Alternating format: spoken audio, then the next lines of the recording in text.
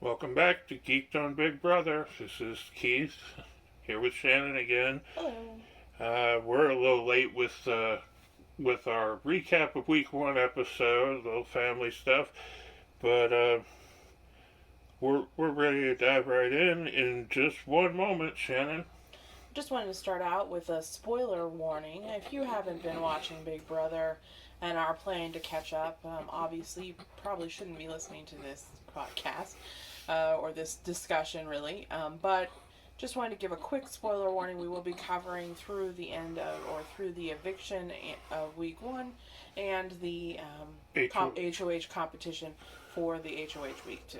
Alright, so basically Cody was HOH. We had Kaser and Janelle safe from the safety suite. So on the block was Kevin and Keisha. Are we sure Keisha knows she was on the block? She was very, it didn't seem like she did much. Or at least from the CBS edit, it did not look like she did much. From what I'm reading about what actually happened in the house, it sounds like she really asked other people to campaign for her. I think she didn't want to come out the gate looking like, I don't know. Well, recruiting allies to campaign for you makes you look like a bigger threat than doing nothing. Yeah. But Janelle was happy to take up the cause, anything to try and get under Cody's skin. Right. But she just couldn't get anywhere. Yeah. So, obviously there's a battle brewing between Janelle Kaser and the other side of the house. Now, who's willing to defect to Janelle Kaser's side, who knows at this point. But, and how is the other half of the house defined?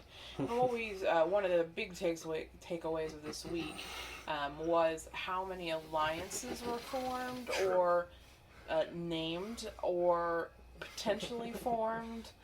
Well, I believe between Cody and Tyler, yes, there were 683 alliances. And that's not counting alliances that they're not in. So what did you think about, in the last episode we saw Memphis going around and recruiting an alliance of 6. Let me see if I can remember who all was in it. It was Memphis, Cody, Danielle, Nicole Franzel. To me, it looks like Memphis has laid groundwork with Cody to try and protect himself. But those 4 people underneath could easily become his allies to get rid of Cody, too. Right. I don't know about Nicole Franzel, maybe. But yeah, I think Nicole Franzel is seeing Cody as a ride or die. What I'm seeing from Christmas is she wants to take out some big players. Yeah. Christmas, I think, is playing it very well right now. Absolutely. Very under the radar. We talked, Keith and I have talked previously about people's DR sessions, and she has had, so when you don't have a number of DRs that get aired on CBS, and it's not an indicator of anything. And Christmas has had one or maybe less than one aired so far of her DR sessions, which I think is an indicator that she is playing way below the radar. I mean, there wasn't a lot for her to be talking about this week. Right. But every time we see her, she's involved with a conversation that matters. And I just want to throw out there that every time they say the name, CBS airs the name Christmas, they put a little Christmas jingle at the end of it. And I think it's a little, I don't know, it's kind of funny. It's also kind of obnoxious. Well. Anyway. They always have their little edits, like Dick and his guitar riff. Yeah. So rock and roll. But, so we went through the rest of the week. Enzo wins HOH. POV. Yeah. Our POV. That POV contest was brutal to watch. Brutal. Watching Kev have so many opportunities to win and just not pulling the trigger. Yeah, if you just hit the button, just hit the button. You don't need another one. Hit the button. And I understand his trepidation because, Keisha was still in the contest and she had obviously, yeah. But alright, let's say Keisha had pulled herself down. Who was going to be put up? I mean, is it someone Kevin could have beaten? I mean, we won't know that for sure, but, yeah,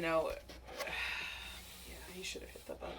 Well, it is what it is. Yeah. Enzo wins POV, doesn't use it. Right. Things stay the same, and... Well, let's hold on one second. Let's talk about Enzo is talking about that maybe they should use it to get rid of Ian. Well, or Nicole. Or he specifically talked about Ian and how they didn't trust him, right? Because of Nicole and the Ian alliance that Enzo happened on. And Cody didn't want to do it because he didn't want to get blood on his hands. Too early for blood on his hands. Well, Cody also didn't want to upset Nicole. It would have put an early fracture in their alliance. Yeah. But, yeah, if Ian had gone up, he probably would have gone home. Right. Because people would have seen him as a bigger threat than Kevin. Absolutely.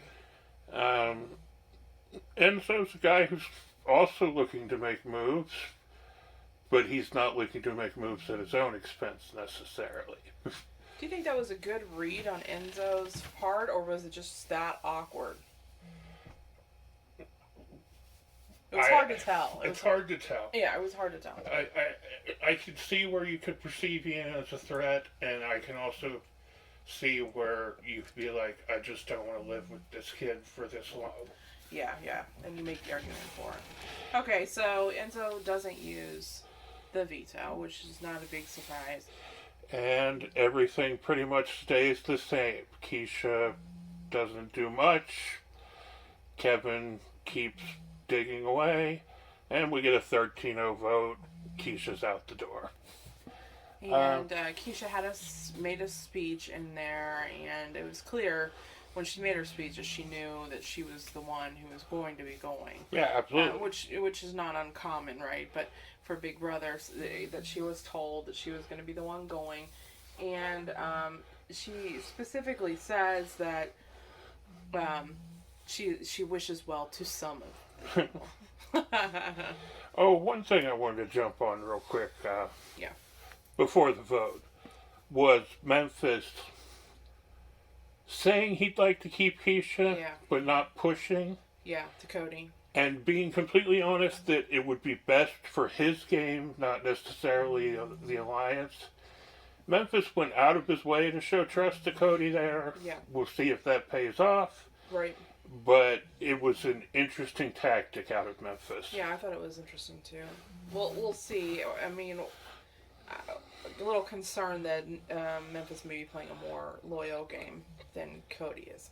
But I don't think Memphis is as loyal to Cody as he was to Dan. No, absolutely not as if he was to Dan. Was he really loyal? I mean, anyway, that's a long speculation. So we're on Memphis, and that leads us to the new HOH. Yeah. Memphis, he knew the answers. Yeah. He was ready to go for that comp. He was. Yep, said he had been doing memory games with his kids. So,